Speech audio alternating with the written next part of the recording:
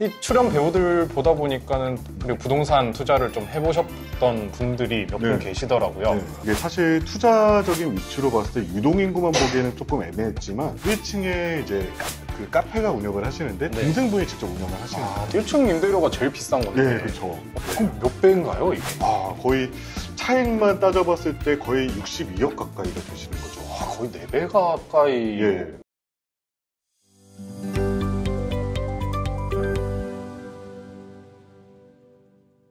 네, 안녕하세요. 슈가의 김동희 팀장. 안녕하세요. 슈가의 정재환 팀장입니다. 혹시 요새 핫한 드라마 중에 무빙 네. 아세요? 그럼요.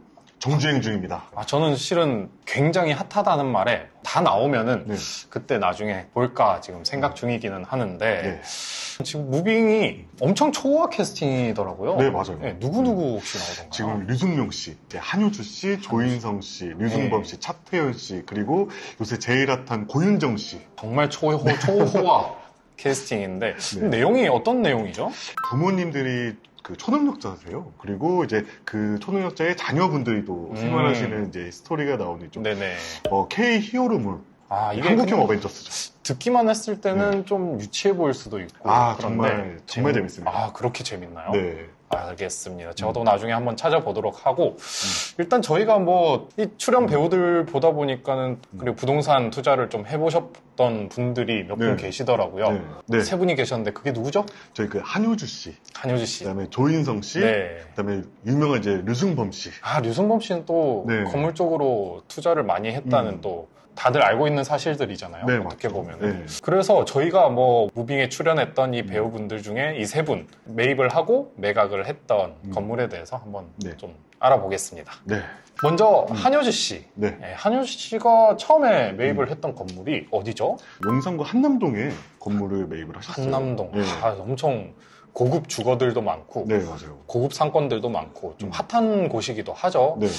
그렇다면 이걸 언제 얼마에 매입을 하셨을까요? 이제 한효주 씨가 2017년도 당시에 저희 한남동 68-25번지라고 이 건물을 저희 55억에 매입을 하셨어요. 55억에 매입을 하셨고 2021년도에 저희 11월 달에 80억에 매각을 하셨어요. 그러면은 뭐 시세 차이만 25억 정도를 하셨는데 이 주변 어떤가요? 사실 이쪽 지역 같은 경우는 저희 서울 지역에서 이제 초고가라고 하는 한남더위 바로 앞쪽에 있는 위치고 사실 여기가 그 매물 자체가 되게 희소성이 되게 강한 지역이잖아요. 맞아요. 이쪽 매물이 거의 안 나오는 곳이죠, 아무래도. 그래서 이게 사실 투자적인 위치로 봤을 때 유동인구만 보기에는 조금 애매했지만 실제로는 투자는 좀 잘하신 지역이긴 하다. 그러니까 매물이 나왔을 때 잘 캐치하셔가지고 매입 잘 하신 것 같긴 합니다.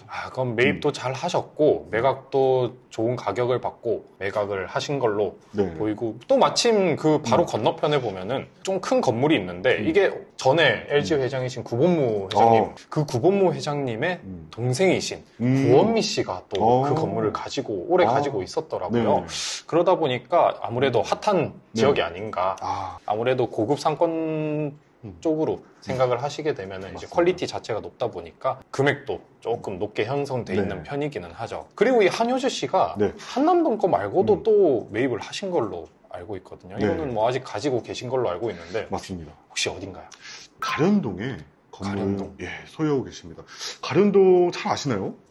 저도 그 주변에 연신내 쪽만 좀 가봤지 솔직히 저기까지 갈 일이 거의 없거든요. 아무래도 저희 입장에서도. 그렇다면 이 건물은 언제 얼마에 매입을? 18년도에 가련동 이제 430-7번지 건물을 이제 27억에 매입을 하셨습니다. 27억에? 그렇다면은 27억이면은 그렇게 큰 금액은 아니네요. 어떻게 보면. 그렇죠. 이제 꼬마 빌딩을 매입을 하셨는데 이게 실질적으로 전 소유자분이 2017년도 당시에 22억에 매입하신 거를 이제 18년도에 27억에 매입을 하신 거예요. 그러면은 1년 만에 5억의 차익을 보신 거네요. 그 전 소유주는. 그렇죠. 그럼 그분도 잘 파셨고 그렇다면 한효주 씨는 좀 매입을 좀 잘 한 걸로 보이나요? 어떻게 보셨나요? 이제 저희가 이제 객관적으로 판단했을 때는 정말 장기적인 투자 수익으로 좀 보지 않았을까. 장기적으로. 그러니까 이제 본 건물 같은 경우는 대지가 굉장히 넓은 건물에 매입을 하셨어요. 대지가 넓은 만큼 평당가가 올랐을 때 그 차액은 더 크게 느껴지지 않겠습니까? 그렇죠. 아무래도. 이제 그런 거를 좀 바라보고 이제 매입을 하시지 않았을까. 하긴 좀 강남이나 심지어 뭐 마포라든지 네. 이런 쪽과도 다른 좀 떨어진 저 가련동이라는 지역에 또 매입을 하기가 쉽지는 않으셨을 텐데 아마 뭐 본인만의 그런 주관과 또 어떤 들은 게 있겠죠. 아무래도. 네, 그렇다면 뭐 다음으로 네. 또 조인성 씨도 건물을 또 가지고도 있고 네. 모든 걸 다 가지신 분이죠. 아유 정말 네. 인성도 얼굴도 다 가지셨죠. 네. 그렇다면 이 조인성 씨가 12년도에 경리단길에 제가 매입한 네. 걸로 알고 있는데 네, 맞아요. 어떤 건물인가요? 얼마에 매입을 하셨었던가요? 지금 이제 조인성 씨 같은 경우는 이제 경리단길에 12년도 당시에 건물을 30억 5천짜리를 매입을 하셨어요. 30억 5천이요? 예. 근데 이제 1층에 이제 그 카페가 운영을 하시는데 네. 동생분이 직접 운영을 하시는 거예요. 아, 동생분이 또 네. 운영을 할 수 있도록 그렇게 내줬네요. 1층 임대료가 제일 비싼 건데. 예, 그렇죠. 어떻게 보면은 그 귀한 1층 자리를 동생에게 예. 넘겨준 셈인데. 예, 맞아요. 그렇다면은 뭐 경리단길 예전에는 솔직히 엄청 핫하고 맞아요. 정말 셀럽들도 많이 다니는 그런 동네였지만 또 안 좋은 그런 사건들도 있었잖아요. 이태원에 네. 안 좋은 사건들도 있었고 이런저런 뭐 경기 상황도 안 좋은 상황에서 예전 같지 않은 네. 그런 모습들을 보여주고 있는데 좀 안타깝습니다. 네. 그런데도 불구하고 추후에 또 좋아질 여력은 충분히 있는 동네지 않습니까? 예, 그럼요. 뭐, 네. 이 경리단길 같은 경우는 사실 이태원 사건이 생기면서 이제 거기서 더 확장된 곳이 경리단길이라고 보여지긴 그쵸. 하거든요. 네. 근데 이제 경리단길이 먼저 조금 상권이 죽으면서 뭐 이태원도 사건이 일어나면서 네. 이게 뭐 같이 맞닥뜨리다 보니까 지금은 좀 안 좋으나 이제 팬데믹이 끝난 이후부터는 네. 다시 상권이 또 살아날 수 있는 여력이 충분히 있다.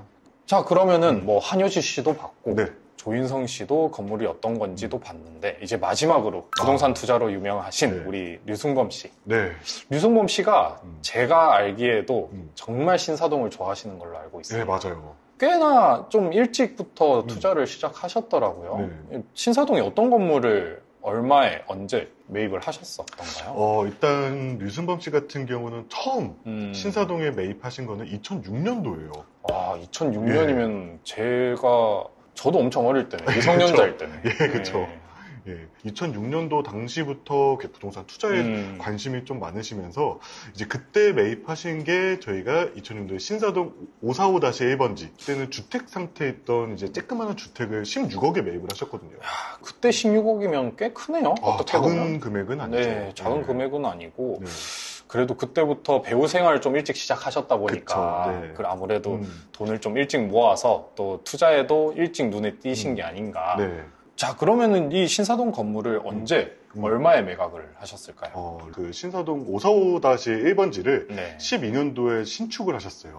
그러면은 수익을 좀 보시다가 네. 몇 년 뒤에 신축을 따로 하신 네. 거네요, 그러면? 그래서 12년도에 신축을 하시고 15년도에 78억 8천만 원에 매각을 하셨습니다. 16억에 매입하시고 네. 신축하신 다음에 78억 8천만 원에. 네. 그럼 몇 배인가요, 이게?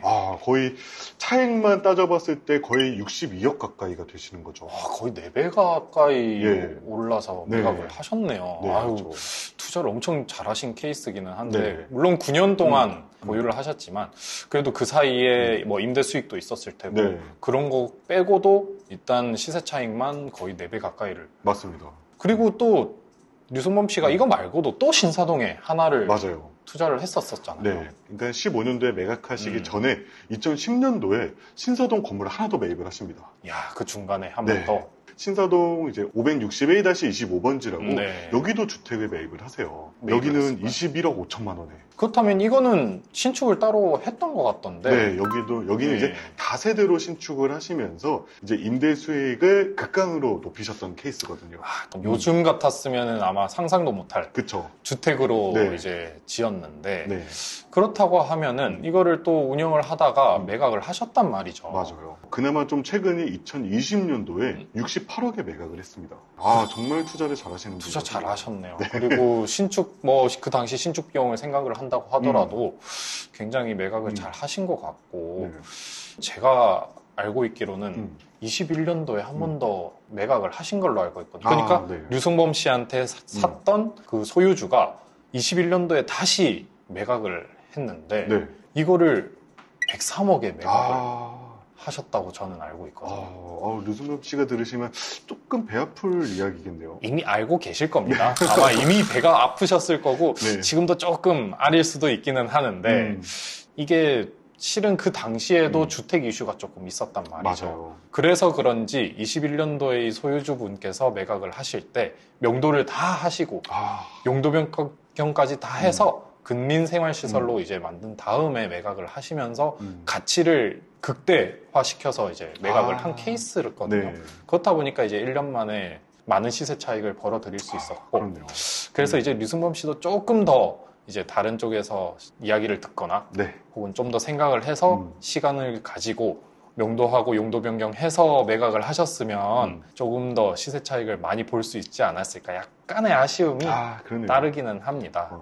지금 현재 류승범 씨는 따로 건물을 안 가지고 계시죠? 지금은 안 가지고 계시고 혹시나 계획이 있으실 것 같은데 뭐 저희한테 연락 주시면 저희도 신사동 괜찮은 물건들도 있고 하니까 뭐 연락 주시겠죠 뭐. 네. 고윤정 씨 연락 주세요.